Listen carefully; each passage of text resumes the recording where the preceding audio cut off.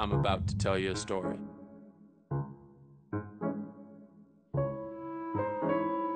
It has a beginning,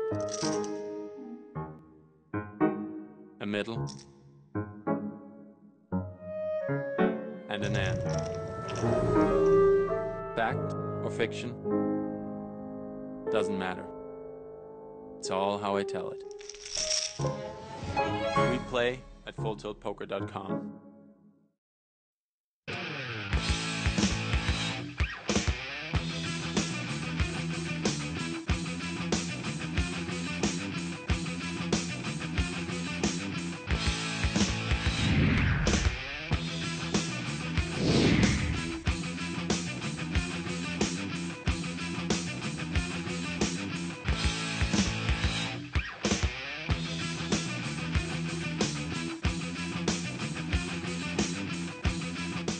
This is Diego Cordovez. Adam Schoenfeld, follow me on Twitter. Welcome to The Scoop, brought to you by Full Tilt Poker. This is where you do the Full Tilt gang sign. I can't do that. I can do the CP. We've had Jennifer Harman on for 2 excellent episodes, and we're going to wrap things up today with part 3. One more time. You don't want to jump in unless you saw the first 2, which are on Card Player TV. And here we go. The thing about the Andy Beal game, I don't know if it's so much even just the money. I think I've always thought the pressure of playing on behalf of all your peers is just a lot of pressure there. And maybe some people are immune to it, but just knowing you, I think that you, just from your personality, you feel like, I don't want to let people down, I want to deliver, especially if they're calling to say you're the one who has to play today. Well, it's pressure because everybody's rooting for you, Yeah. for sure. But everybody, it's a pretty easygoing pressure because everybody's a gambler who's part of the corporation. So they're not going to like come beat you up if you lose. They're going to understand and it's just another day. That if you lose doesn't mean you play poorly. Right. So all you have to do is go in there and play your best and, and play for, your best for everyone else too. And if you lose, you lose. There's nothing you can do. Did you ever have a big loser against Andy in those sessions? Yeah, I did. I lost $5 million one time. Oh, so that's not a really big loss. I mean, but the limits are really, really high. Yeah, in that sense, it's not in terms of bets, but it's still just a big. And were you cool with that afterwards, or did it drive you crazy? No, it didn't drive me crazy. It was Did it drive I played the best crazy? I could. No, didn't Nobody drive was everybody freaked else out. crazy. It was, another member of the team will go in there and play him and see what happens. When they're losing, there's just always one infallible policy. Call Phil Ivey. That always seemed to work. Yeah, Phil played him. I've never heard bad beats come out of Phil's mouth, but I heard one when he was playing against Andy Really? the first time. That shows you this was a different game, a special game. The fact that even Phil, Right. as stoic as he is, would be Telling me a bad not beat. right, like anybody But else. it was an impressive bad beat, so. Yeah, well, from the accounts of those games, there would be some. Well, of course, heads up. There's always going to be some of those. Well, let's just say that Phil flopped queens and jacks and came like queen jack 7 and he got beat by 5 deuce. Right. And they they capped it on the flop basically, put in like a ton of bets on the flop and the turn, and he made trips. That's in the end. incredible part. It's not Something even like the losing of the hand. It's just all the action. Exactly. When there seemingly wouldn't be that much action. Now Phil won a bracelet, much to his relief, given all his bracelet bets. Won a bracelet in Deuce-to-seven, which you have won a bracelet in, the prestigious Deuce-to-seven. And it's a famous story that's been repeated many, many times, that you'd never played before and that you'd gotten a very quick lesson and just went in and won.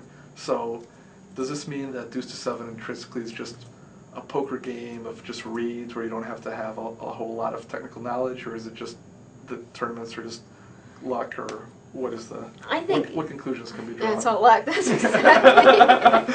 LOL documents. I think in every poker game you need some kind of technical... foundation. Exactly. And I think Deuce-to-seven is a lot about read. Yeah. Because you don't see any cards. You have no so information. it's basically about knowing your players. But also, I really didn't know a lot then, because the more I play it, the more, I've learned. Did that help in the sense that other people couldn't get any read off of you because you weren't necessarily Well, the following thing is they conventional thought, play? because I'd never played the game and everybody basically knew it, that I was just playing really, really tight. So they knew that you didn't know your way Yeah. around the game. So I was capable to, bluff a few times, key spots, because And you everybody factored just that thought into I how was you played playing really against tight. them. Huh? You factor that into how you played against them, assuming that they're going to be reading you a certain way. Right. How many, Exactly. How many people were in that event? I can't even 5 or remember. 10. Yeah. Was it rebuy? That was No. rebuy. Was it? Did you say 10? Yeah, 5 or 10. There was No, no. like, I think there were like Probably 50 40, something. 50. I mean, this That's is still one of the amazing stories. this is the old days where it was $5,000 with rebuys, Right. and most people rebuy. Some rebuy extensively, so that kind of limited people that were willing to just kind of step into the fray. Not to mention the fact that the game is rarely spread low limits or medium limits, so it was always a very short field. Now they've done away A with very rebuys at the World tough field. Series. Right. It Super was- tough. It was really Super tough. tough at short field. It'd be like every high stakes big game Exactly. player would be in there, and And because it was of very that, there was a lot of prestigious. prestige. Yeah. Because you knew it was going to be super tough final table, and also it's your peers, and you want to beat them. So it was kind of a neat event that now the World Series as a policy has done away with rebuy events. So now there's going to be a 10,000, but it's not going to be the same. I'm because sad they that'll did get away a with lot of that people. because that was a really historic, traditional event. Yeah, to have it has- rebuys. Yeah. I agree. They should have kept that one, I think. Not that I would play it, but still, just like, Just I for want to old watch time's Jen play sake, it. Yeah. Just for old time's sake. I agree. I think that one should be rebuys. Does that You have influence. You No. tell Jeffrey Pollock to do that. I have no influence. I don't have influence at home. I don't have influence in poker. Oh, I I don't just believe I don't that. have you have influence. influence with your twin sons? Only sometimes. Right. Does that victory also indicate the fact that your strengths are in reading people and in being able to kind of manipulate the emotion and the situation, or is that just one facet of, if you're going to win in the big games, you have to be skilled at all aspects? I think you have to be skilled in all aspects. I really do. And in all the games, in other words, In all the games. very deep technical knowledge of every Yes. variation. Yes. Everything. Being able to play your opponents well, being able to, know what hands to play, knowing the pot odds of the different hands. But here's the thing, let's say, as you said, you're playing 5, 6, 7 opponents, all of them know all the odds, they know all the strategies and so forth. Obviously, in order not to be exploitable, you've got to be mixing up your game in a certain way, kind of playing not optimally at times, just because otherwise these guys are so good that they can just exploit. Right. You always have to be you always have to be aware of your own image too, and how they're reading you, and try to mix it up. Exactly. But the game isn't usually just all really, really good players. Right. There is actually usually around 2 players that aren't very good. Who are not, like you were saying before, who just weren't very good that day, or who just aren't very good, period? Some that just aren't very good, period. Oh, that's not Because bad. usually that game doesn't go with just all really good players. Maybe it'll start with 3 really good players, knowing other people are coming in, and if the game doesn't get going, then the game breaks up. Are you still getting businessmen, wealthy drop-ins, or is Once it? in a while. I just have to say the games in the WPT 25,000 tournament, those games for 3 weeks were amazing. Were there people who hadn't played before who A dropped couple in? of people, we had to teach them some of the games. Yeah, That's not awesome. bad. You should jump in there. I was gonna say, well, see, that's the dream, which is like people who maybe even are good at some games, but who don't even know the other games. It's like the old days. I remember one guy, I think it was last year, came in with 500,000 and said, "I want to play all games," and he knew how to play 3. But he figured he wanted to learn the other ones. This is the I don't best know place what to he learn. wanted, but we were teaching him as we went along on how You can put in Each as game many played. games as they want. So there's almost no risk in really teaching them. I mean, there's no way they're gonna like catch up. You don't. No, it's of not like course you have not. to You hold, want to teach them to the point It's not like where you they have- can play. It's not like you have to hold back because you can tell Well, them all basically the by basics. teaching them, we're telling them the rules.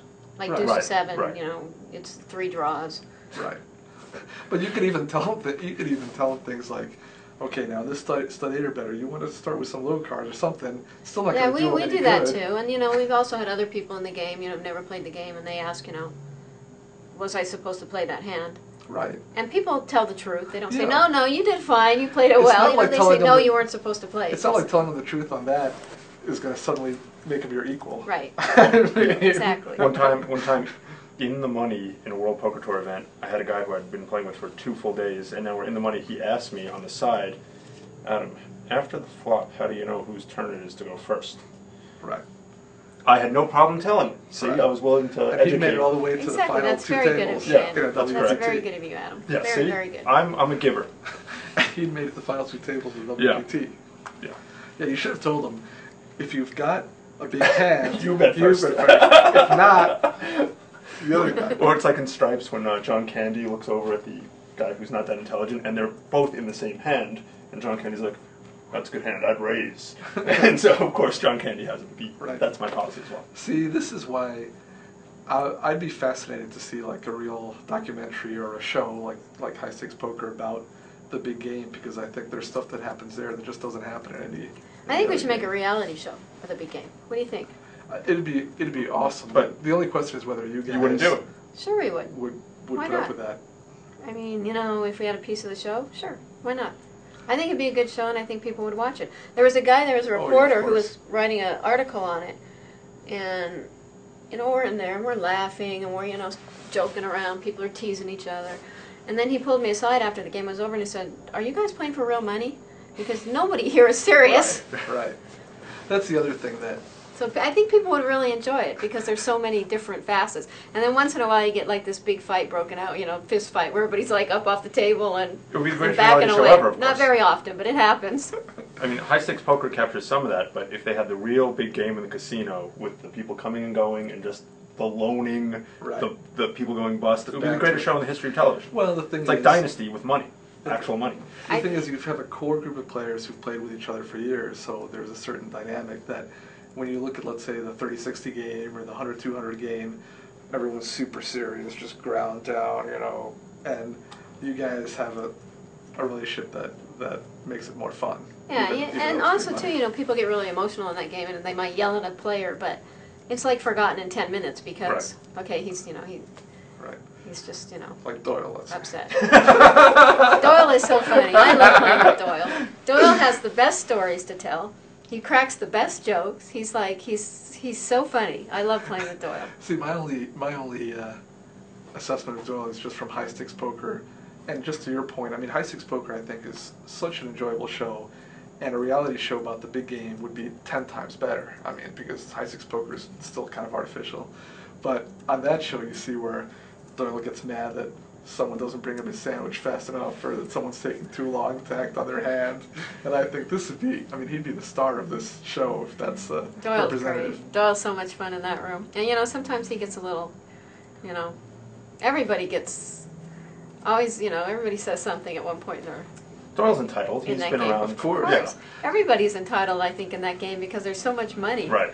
that you can't just be like robotic. It's impossible. See, this is a conclusion that's not really based on my own experience, but it seems like, especially guys like Doyle or Chip Reese or Eli Lesra, they understand that to make a game work, you've got to be extroverted. You have to have some fun. You have to be serious about the game, but you also have to be making it a good time.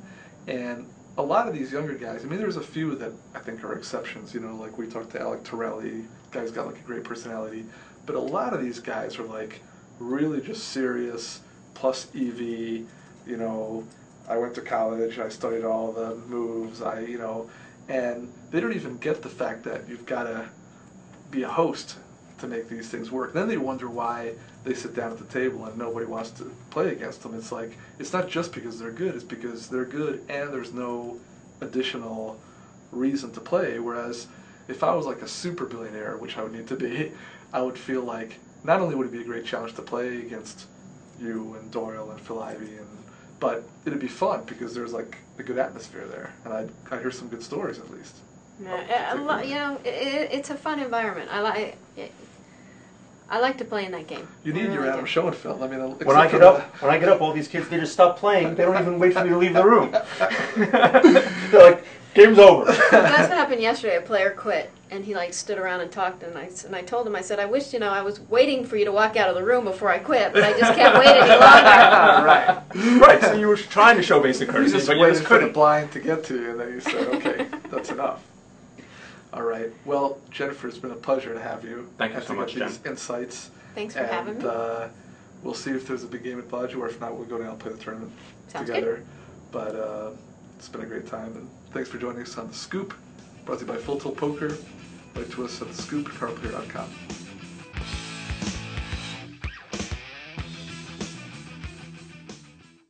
I've seen just about everything. Seen queens overthrow kings, and straights flushed away. I felt the sweat after every re-raise, and nearly buckled after bad beats. Seen rags lead to riches, and witnessed countless miracles on the river. So if you want to play, take a seat and show me something I haven't seen. We play at fulltiltpoker.com.